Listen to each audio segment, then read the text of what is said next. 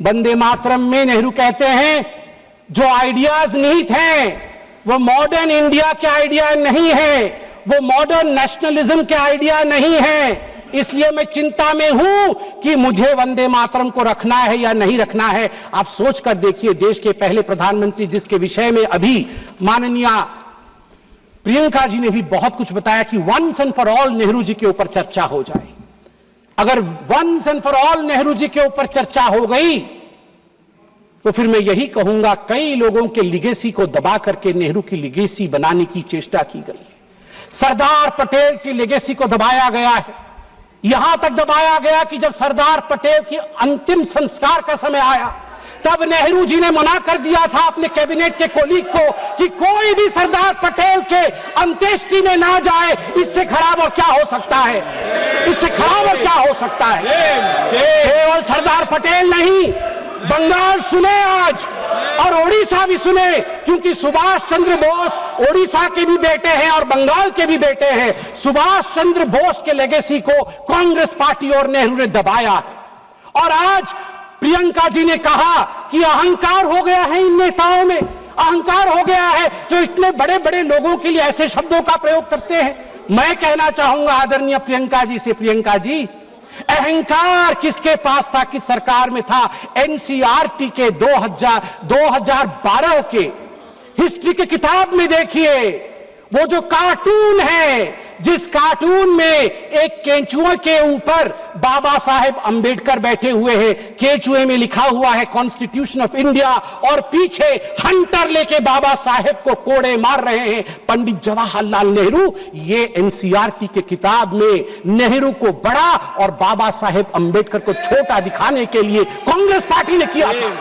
और की हिम्मत है कि कहते हैं कि हम अहंकारी है। बाबा साहेब अंबेडकर को जो कोड़े मारने के कार्टून को एनसीईआरटी की किताब में छाप सकता है, मैं उनसे पूछता हूं कि आप अहंकारी हैं या हम अहंकारी हैं। तीसरा विषय यहां पर मैं रखना चाहूंगा कि आज in a cartoon also you cannot insult Baba Saheb Ambedkar. I'm sorry that you feel that you can insult Baba Saheb Ambedkar. In a cartoon also you cannot. आज मैं कोट करना चाहूंगा श्री अरविंदो को, श्री अरविंदो जी को कोट करना चाहूंगा। महर्षि अरविंद कहते हैं, जब उनसे उनके शिष्य ने पूछा कि कांग्रेस पार्टी ने कई पैराग्राफ हटा दिए, केवल 2 स्टैंजा ही रखा है, दुर्गा नाम था उसमें, सरस्वती जी का वर्णन था इसलिए हटा दिया गया, तो अरविंदो जी 1939 में झन्ना जाते हैं और अपने शिष्य को कहते हैं, मैं कोट कर रहा हूं, अंग्रेजी में ही कहा था, अंग्रेजी में बोलता हूं। Sir Aurobindo commented, but it is not a religious song. It is a national song, and the Durga spoken of is India as the mother. Why should not the Muslims accept it? In the Indian concept of nationality, the Hindu view would naturally be there. If it cannot find a place there, the Hindus may as well be asked to give up their culture in future. उन्होंने कहा कि क्यों जो दुर्गा लिखा गया है वंदे मातरम में, उसमें अगर हिंदू व्यू भी है तो इतना कॉम्प्रोमाइज करके घबराने की क्या बात है? स्वाभाविक है, ये भारतवर्ष है, इस भारतवर्ष में हिंदू व्यू आएगा ही, सनातन का व्यू आएगा ही। क्यों नहीं आए, क्यों नहीं आए? अनादि काल से जो गंगा अविरल बह रही है, जो विचारधारा अविरल बह रही है, उस विचारधारा को हम एपोलॉजेटिक होके, हम शर्मिंदा होके खंडित क्यों करें? महात्मा गांधी क्या कहते हैं वो भी सुन लेते हैं। महात्मा गांधी कहते हैं, no matter what its source was and how and when it was composed, it has become a most powerful battle cry among the Hindus and Muslims of Bengal during the partition days. It was anti-imperialistic cry. As a lad, when I knew nothing of Ananda Matha or even Bankim, its immortal author, Vande Mataram, had gripped me, and when I first heard it, sung it, it had enthralled me.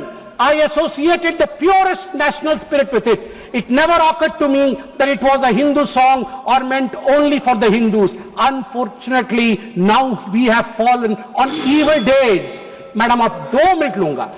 Unfortunately, now we have fallen on evil days. त्वं ही दुर्गा दश प्रहरण धारिणी कमला कमल दल विहारिणी वाणी विद्यादायिनी नमामि त्वां नमामि कमलां अमलां अतुलां सुजलां सुफलां मातरम वंदे मातरम।